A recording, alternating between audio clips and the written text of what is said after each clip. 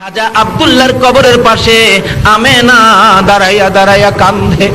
একটু পরে পরে আমার নবী মার চোখের পানিগুলি মুছে মুছে প্রশ্ন রাখে, মা এখানে দাঁড়াইয়া কেন তুমি কান্দো?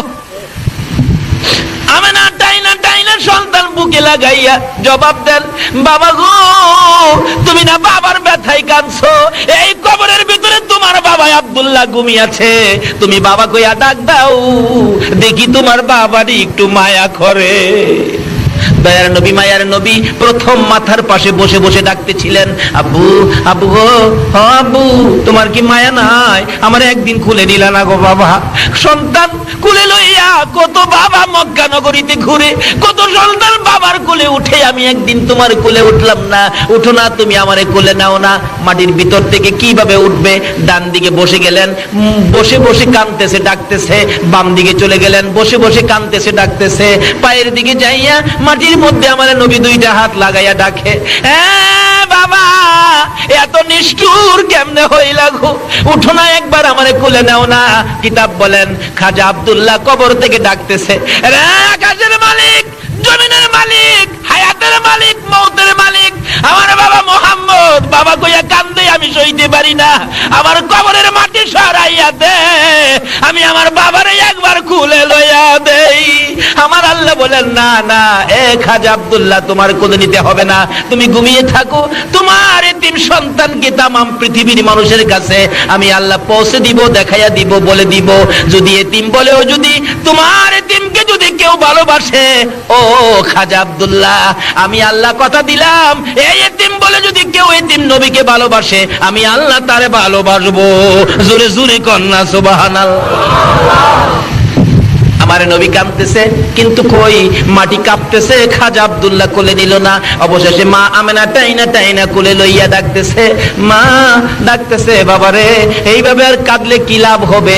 আমার আল্লাহ বলেন, বন্ধু গো যেইভাবে তুমি বাবার কবরে কাঁদছো, এইভাবে তোমার উম্মতেরা যদি বাবার কবরে যাইয়া কান্দে, কথা দিলাম এক ফোঁটা চোখের পানি যদি তোমার মতোই আমার কোনো সন্তান বাবার জন্য দেখাইতে পারে, এই চোখের পানির বিনিময়ে তার বাবাকে আমি জান্নাতে পৌঁছাইয়া দেব। মায়ার নবী মায়ার নবী মার কোলে উঠে গেল। মা টাইনে টাইনে কোলে লইয়া রওনা হলেন মক্কার দিকে, আবার চলে আসবেন। আবওয়া নামক স্থানে আসার পর আমেনা ডাকতেছে, উম্মে আইমান রে আমি হাঁটতে পারি না, আমার তো জ্বর আইসা গেছে, তাবু টানাও। তাবু টানাইলে তাবুর ভিতরে শুইয়া আমেনার জ্বর খালি বাড়তে থাকে, শরীরের অবস্থা খুব খারাপ হয়ে গেলে দুইটা হাত বাড়াইয়া ডাকতেছে, আমেনা উম্মে আইমান কই রে, আমার মোহাম্মদ কই, আমার বুকে উঠাইয়া দে। দয়ার নবী মায়ের নবী শিশু নবীকে আমেনা কোলে লইয়া দুইটা গালে চুমাইয়া চুমাইয়া ডাকে, বাবা মোহাম্মদ, বাবা খুঁজতে যাইয়া আজকে বুঝি মা হারাইয়া ফেলবা, আমার মন বলে আমি বাঁচবো না। দয়ার নবী মায়ের নবী মার দুই গালে চুমাইতেছে, মা গো এমন কথা বলো না, তুমি যদি মরে যাও আমি কার সাথে ঘুমাবো? কে আমারে বাবা কইয়া ডাকবে? কে আমারে আদর করবে? কে আমারে মায়া করবে? আমি কারে মা বলে ডাকবো? এবার উম্মে আইমান বলে, না আমার পাশে আও। টাইনা টাইনা কোলে নিলে এবার দেখা যায় আমেনার চোখগুলি যেন নড়তেছে, বিদায় হয়ে যাবে। দৌড়ায় যাইয়া আমার নবী শিশু নবী মায়ার নবী দয়ার নবী মায়ের গলায় আঞ্জায়া ধরেছে। এবার সন্তান বুকে লইয়া মা আমেনাও বিদায় হইয়া যায়। দয়ার নবী কান্দে, বাবু আমার কি বানাইলা গো আল্লাহ, একদিকে বাবা নাই, মার বুকে ঘুমাইতাম, আমার মাও দুনিয়া থেকে বিদায় হয়ে গেছে। আমার আল্লাহ বলেন, বন্ধু গো মাহারা কোন সন্তান যদি তোমার মতো এইভাবে কান্দে, মায়ের কবরে যাইয়া যদি কান্দে, কথা দিলাম তোমার মতো এক ফোঁটা চোখের পানি যদি আমার মায়ের জন্য দেখাইতে পারে, সন্তানের চোখের পানির উসিলাই তার মা বাবার কবর জান্নাতের বাগান বানাইয়া দেব। আমার নবী এইভাবে তরিকা আমাদের সামনে রাস্তাগুলি খুলে দিয়ে গেলেন। যদি আমরা মার সাথে বাবার সাথে ভালো ব্যবহার করি, দুনিয়াতে একটা ওলি হইতে পারবো। মায়ের দোয়াই ওলি হওয়া যায়, নবীর ভালোবাসায় ওলি হওয়া যায়, ডাইরেক্ট ওলি হওয়া যায়। আসুন সংক্ষেপ আলোচনা বলতেছিলাম, দয়ার নবী মায়ার নবীকে কোলে লইয়া উম্মে আইমান দাসী মক্কার দিকে রওনা হলো। বহুদিন পার হয়ে গেলে আব্দুল মুত্তালিব ঘুমায় না, রাত্র হলে খালি ছটফট করে। বহুদিন হলো আমার আদরের নাতি মক্কা থেকে মদিনা গিয়েছিলেন, এখন পর্যন্ত কেন আসে না? মদিনার কাছাকা মদিনার থেকে বিদায় হইয়া উম্মে আইমান মুহাম্মদকে কুলে লইয়া যখন মক্কার কাছাকাছি আইসা গেল, আব্দুল মুত্তালিব দেখে 5 জনের কাফেলা করে পাঠাইলাম, কাফেলার মধ্যে একটা লোক কম দেখা যায়।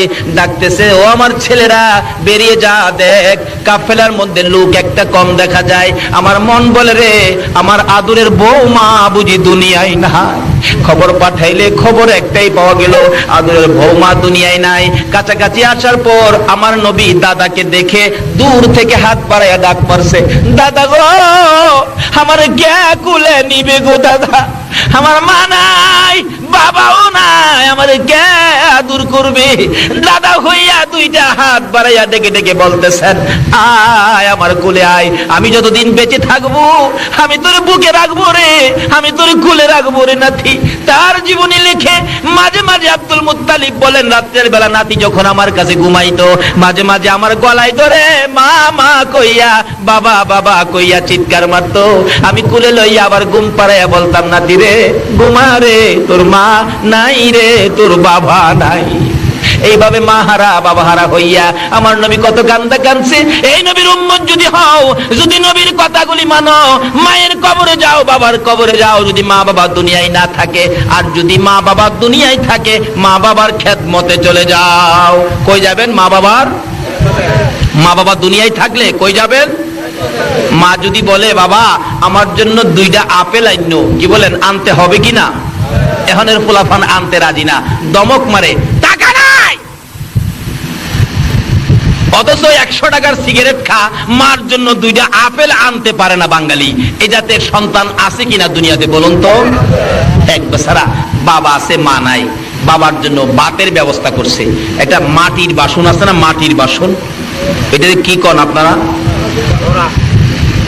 মাটি দিয়ে যে বাসন বানায়, মাইত্যা বাসন কয়, আমাদের দেশে কয় হানুক। হানুক আরে হাঙ্কি আর কি, হাঙ্কি।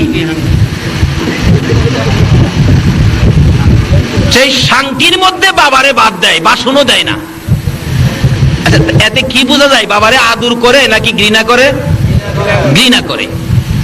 হাঙ্কির মধ্যে বাদ দেয়, একেবারে প্রত্যেক দিন এক সমান এক মাফে বাদ দেয়। বাবা তো বুড়া মানুষ, একদিন ভাত খাইছে, পেটটা ভরে নাই, বাসনটা হাতে নিয়ে কাঁদতেছে, কাঁদতে কাঁদতে অস্থির। তার নাতি ছিল, আদুরের নাতি। নাতি বলতেছেন, দাদা তুমি কাঁদো কে? দাদা কই, কাঁদি রে ভাই, যে ভাত দিছে, ভাত খায়া তো আমার পেট ভরে নাই, আর 4টা ভাত হইলে ভালো হইতো, এই জন্য কাঁদি। বর্তমান অবস্থান বলছি। নাতি কো, দাদা দাও, আমার কাছে দাও, আমি ভাত নিয়ে আসি তোমার জন্য। কয় না, তুমি আবার ভাত চাইতে গেলে আবার নেই, সন্ধ্যার সময় ভাত বন্ধ হয়ে যা, দরকার নাই, যা খাইছি তাই, আর দরকার নাই, সবুর হয়ে আছি। নাতি চালাক, বাচ্চা ছেলে খুব চালাক। হ্যাঁ, মাটির বাসন লইয়া দৌড় মারছে, উঠানে যাইয়া বাসনটা ইচ্ছা করে হাত থেকে ফালাইয়া ভেঙে ফেলছে।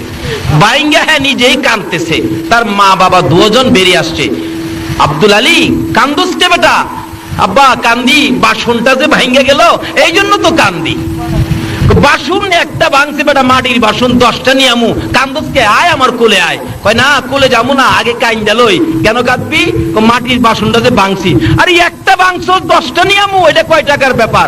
না, এই বাসনের জন্য না, আমি যে দাদার বাসনটা ভাঙছি। তুমি তোমার বাবারে যেই বাসন মাইপা ভাত দিতা, আমি বড় হইয়া এই নাতে যাওয়া হবে সব শেষ কথা। মা বাবার সাথে আজকালকার দিনে যে কি ব্যবহার করে, আমার জানা ঘটনা, আমি যখন চাকরি করতাম, এলাকার ঘটনা, কি সুন্দর ঘটনা দেখেন। একটা মাত্র ছেলে হয়েছে, একটা ছেলে। ছেলে হওয়ার পরে ছেলের বাবা মারা গেছে, মা বাচ্চাটা কোলে লইয়া কান্দে। আমি যদি অন্য জায়গায় বিবাহ বসি, এই ছেলেটারে তো রাখবে না, বের করে দিবে। বাবা বলে ডাক দেওয়ার সুযোগ নাই, মা কইয়াও ডাক দিতে পারবে না, না বিয়ে বসবো না। একটা বাচ্চার দিকে চায়া মহিলাটা সব শেষ করে দিলেন। আরবি লেখাপড়া জানতেন, বাড়ি বাড়ি প্রাইভেট পড়াইতেন, কোরআন শরীফ পড়াইতেন।